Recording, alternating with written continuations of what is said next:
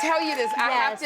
I have to give you your flowers because I remember I used to, when I was a struggling comic, I would take the bus to Melrose, Paramount, I think it's Studios. Yes. And I would watch you tape your show, Sister, with your sister. And I literally, I would get off the bus and I would sit there and watch you guys, and y'all would wave up in the audience. And you were waving at everybody, but I was like, she's waving at me.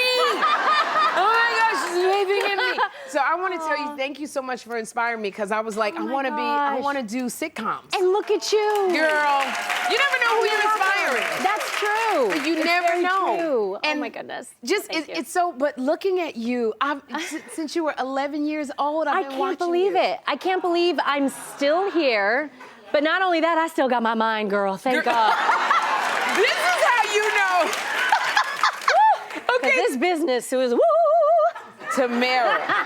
This is how you know you're a grown woman, when you say, I still got my mind. Girl. Yes, I know. I'm telling you, I love seeing you. I follow you on social media. Thank you. And I follow you. Well, thank you very much, girl. I just feel like because I don't get to go out a lot or take Jeffrey out, but you and your family, you go on family vacations. That's really important. Oh, yes. To you. Yes, it's travel is everything. Like y'all were in Amsterdam over here. We were in Amsterdam, and I have to tell you though, Aiden, my son, he's been traveling ever since he was 6 weeks old. Yeah. My daughter, Araya, she's been traveling ever since she was 4 weeks old. And yes, and why is that important to you? Well, it's important because I think kids and just people in general, they need to see how other people live. Yeah. What, right? One, to respect it, and the other, is just to see, in some cases, how blessed, you really are. Yeah. And to learn to share, those blessings to other people. And I can see that in my children. I love being a mom. As you guys know, I'm always talking about it. Yeah. But most importantly, I love the little people that they are becoming. That they're becoming, absolutely. Yes. My son, he's a leader.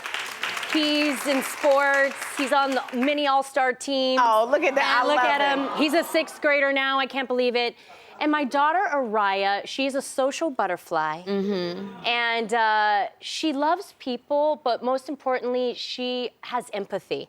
And that's what you want your kids to have. Yes, I do not want to raise any menaces to society. Yeah.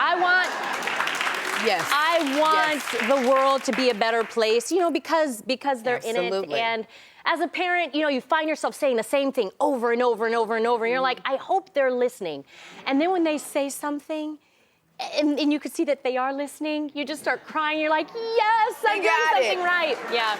It's so funny because you're putting the right things in your children, and we can see it. Thank you. I do have a question for you. What? Okay, I love watching you on social media. They are empathetic, they are kind, they're compassionate. But they dunked your head in water, you and hubby. Okay. Yes. Now everything you just said, when they say something, now what was going on here then? Sherri, it was a trend. The only reason why they're doing that is because we gave them permission to do it. Would you have ever dunked your mother's head? Oh, heck no. I made the mistake, you guys, and called my mom girl, because we're like that. I know, she's my best friend. Yeah. And we were talking, and she was making me laugh, and I said, girl, you crazy. And I was laughing, and she was laughing at first, and all of a sudden she stopped, and I was like, oh no.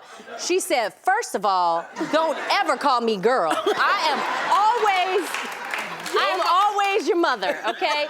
And second of all, don't ever call me crazy again. And I was like, I got you. I love you, Mom. That was funny. I love this. Yeah. I love you so much. And one of the things that just inspires me is you're always reinventing yourself. And it's so, because being a child star is so hard to make that transition and to still be relevant. And you are still relevant. Well, people love you. Oh, thank you, Sherri. I will say, it's never like I was purposely trying to reinvent myself. Mm-hmm. I just let myself grow up naturally. Okay. Do you know what I mean? I let myself have kind of the experiences that you have in life, and I've always been a sharer, an encourager. Yeah. You know, I love to inspire. So I just did that. But I've always been myself. You've always been yourself, but I love your journey. Like you came from. I remember you on your talk show. Yes. And then you came, and now you're a businesswoman. You're an entrepreneur. I know. You own a coffee shop and a winery. It's crazy.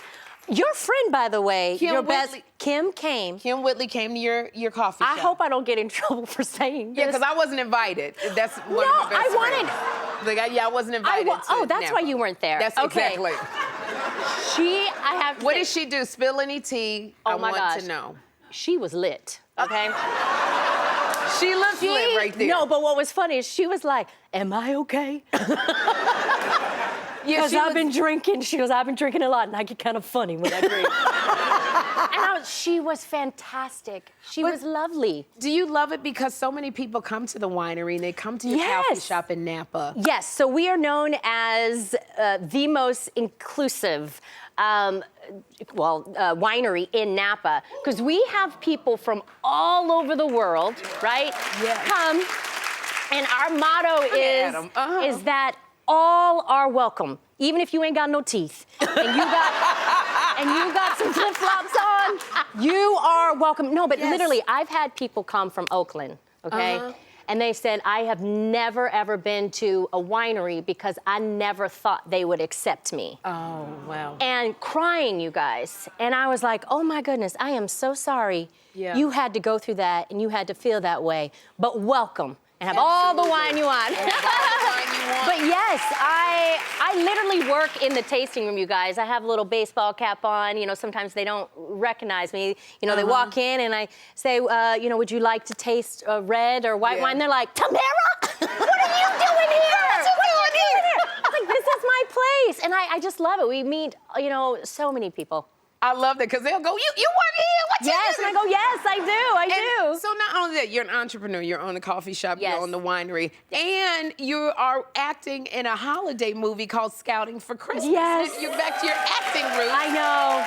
So can you tell us about Scouting for Christmas? I love this film because I don't know if you guys have been watching Hallmark lately, but I love it, don't you? Yes. The movies, they have elevated, and they're very layered. Okay. So there's so many things going on in this film. I play a divorcee who actually gets full custody of my daughter. Yes. She is my ex's daughter who was a widow when I met him. Okay. So I take her in, you know, I want to provide her stability.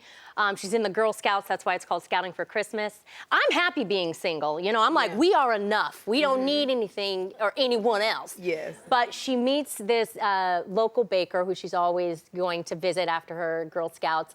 And she's like, this guy, I think he would be really great for my mom. And I'm like, no, girl, no.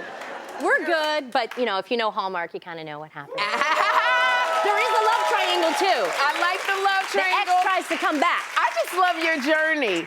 Tamera, I love you. I love your journey, and I want to say thank you for being here. And you know you're always welcome.